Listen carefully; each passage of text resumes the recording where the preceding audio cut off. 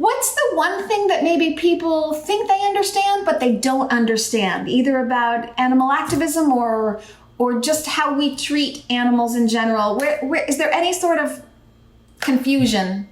I think there's a lot of confusion, and part of it is because of these biases that we grow up with.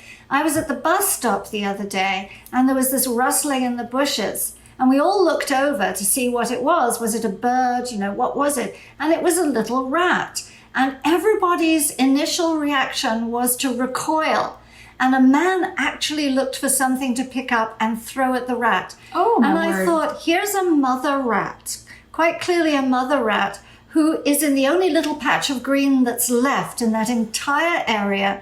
She's got a little hole somewhere. She's coming out, and she knows she's in danger, but she's got to come out and look for a morsel that somebody has tossed on the ground.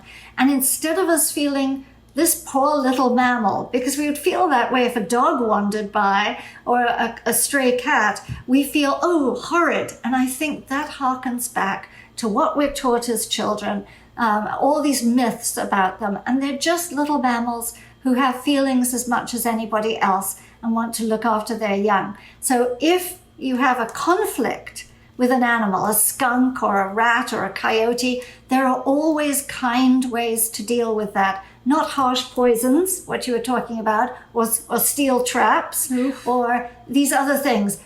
For everything, there is a compassionate way of dealing with it. And we just need to get over our fear of these little animals who we just don't happen to relate to.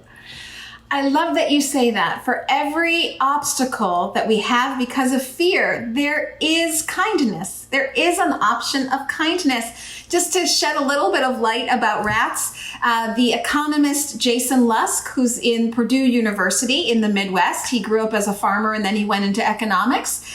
So the book talks, Compassion by the Pound, talks all about the factory farming industry. And he's a farmer, so he talks about all of the horrors that go on in factory farms, but he also tries to align with studies of compassion and what these animals go through. There was a study about rats. Awful, they're in cages, and they wanted to see how they recoiled from smoke so that they could make a determination about humans and smoking. It really didn't make sense, like most animal experiments don't.